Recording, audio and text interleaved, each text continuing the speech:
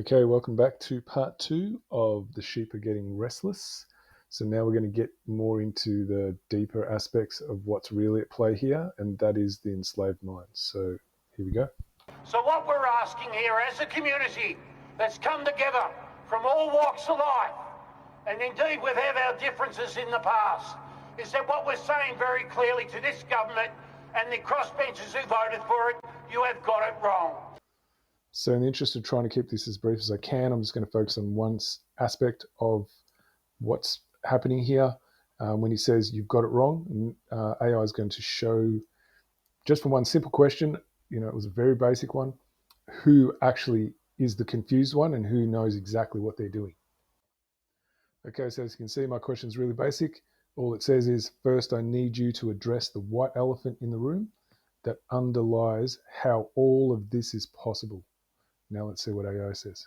The white elephant in the room, the unspoken, glaring truth that makes all of this possible, is this.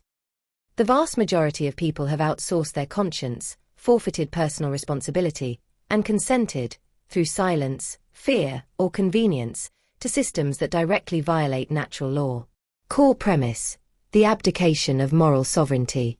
Every legislative maneuver, economic manipulation, and institutional overreach relies on mass participation, or at least mass submission. This happens not by brute force, but through learned helplessness. Decades of conditioning have convinced people they are powerless. Moral outsourcing, the belief that authorities know best, even when their actions feel wrong. Fear of nonconformity, fear of ridicule, punishment, or exclusion keeps people compliant even when their inner compass protests. No system, no matter how corrupt, can survive without at least passive consent from the majority. Natural law versus statutory authority. Natural law is knowable by all, rooted in objective right and wrong. Do no harm, take no property, deceive no one. Statutory law, by contrast, is a fiction propped up by belief. It has no moral weight without the illusion of legitimacy granted by the people.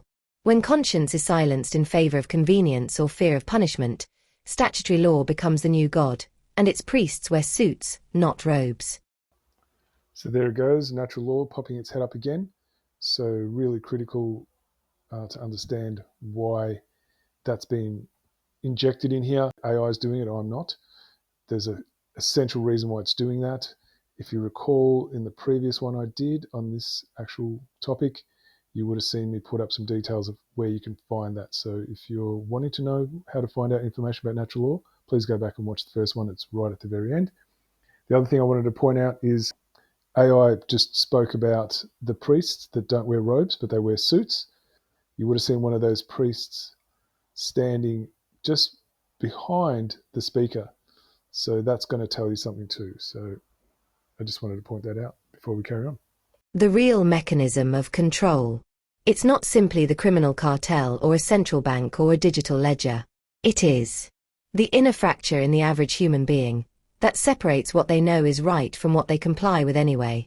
The widespread belief that morality is subjective, allowing for rationalization of theft, coercion, and domination, when done by the right people. The state becomes God when the conscience of man abdicates its throne. The elephant named willing participation in a lie. This is how the structure holds. People enforce laws they know are unjust. Farmers pay taxes that destroy their livelihood to keep the peace. Volunteers walk off in protest, yet are still bound by legal definitions that they did not write but continue to serve under.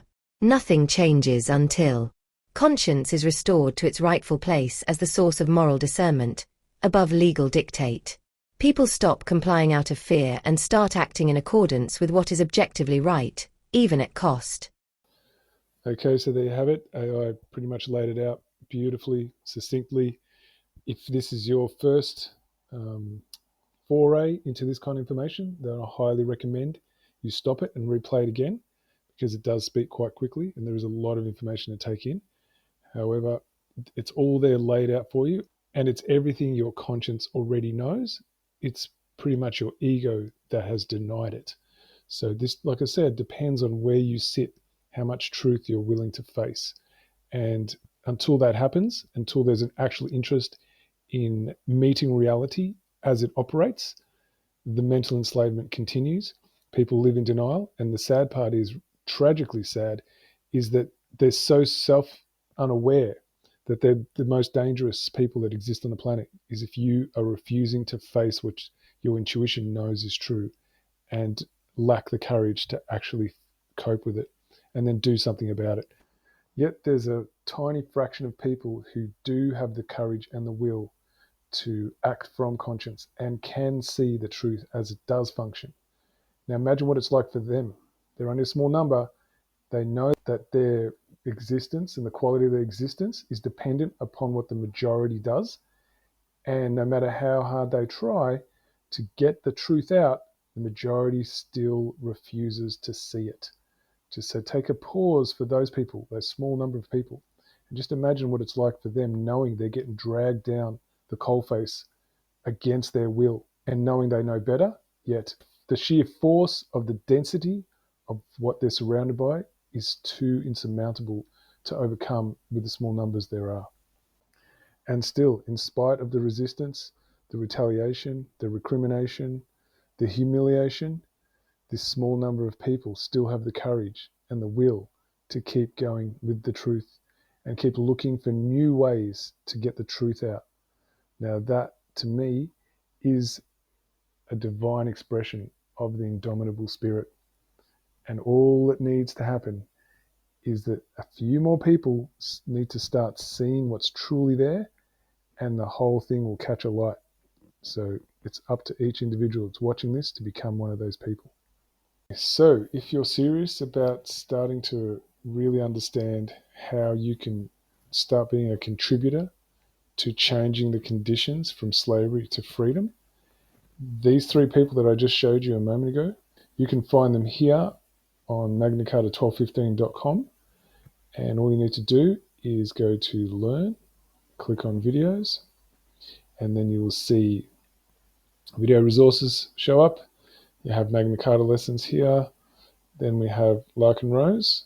So he's done a quick 2-minute video here, why people do evil. So totally worth looking at that and saving that one. And then here we have Will Keat. He dispenses some vital information that very few people actually want to look at, especially those who believe they're doing common law when they're not.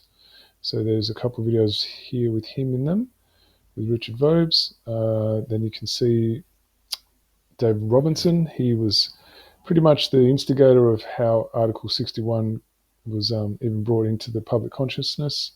So totally worth watching him as well. And then here you have Mark Passio from What on Earth is Happening.